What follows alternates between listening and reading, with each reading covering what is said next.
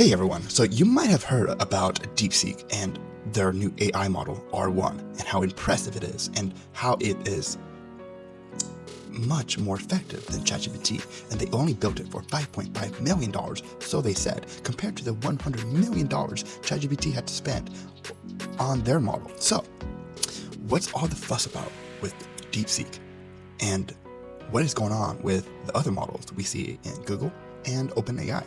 The DeepSeek right now is getting banned actually in multiple states like Texas and New York in government devices, not just for everyone, but just for government employees and their devices. So that's a red flag right away.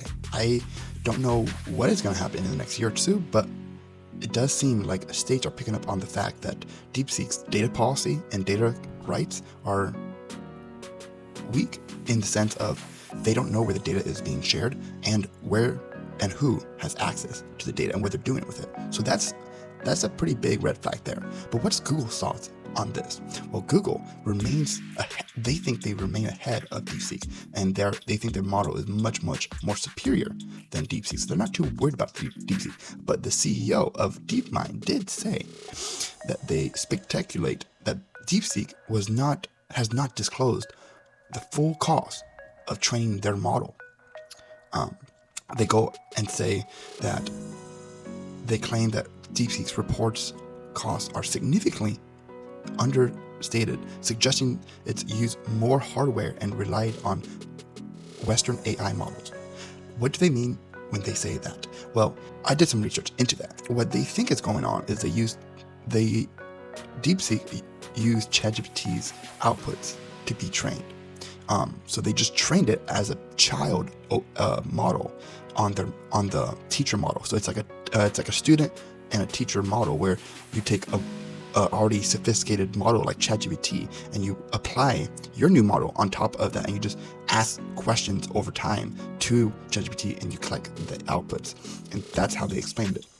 So that's what Google is claiming that DeepSeek did.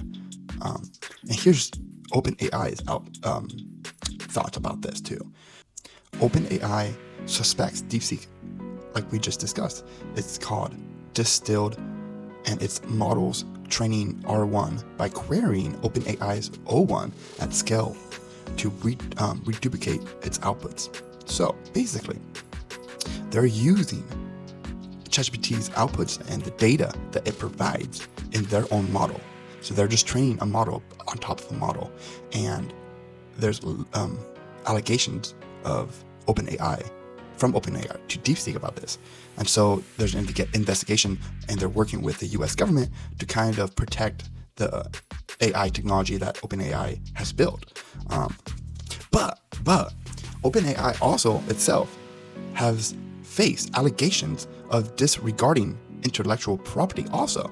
So it's like OpenAI is blaming DeepSeek for distilling their model, but they've done that in the past too. So it's kind of muddy water there. I'm not really sure how to take that yet.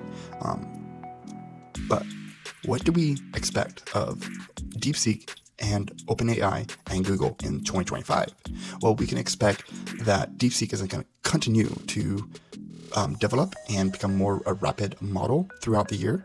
I don't see them stopping at any point, even though that they are banning them in different states and OpenAI is investigating them. So I don't think they're going to stop. And Google says they're expected to do even more releases on more advanced AI models. So they're not scared of DeepSeek, and they're just going ahead and taking them at full force. And OpenAI, they're focusing on its IP, protecting its IP, and improving AI capabilities on ChatGPT itself. So maybe they're coming out with a newer model and better, and so to compete with DeepSeek. But who knows? Time will tell. Let me know what your thoughts are about 2025 and where you think DeepSeek will be at, and if DeepSeek is the new ChatGPT. Let me know your thoughts. Thanks, guys.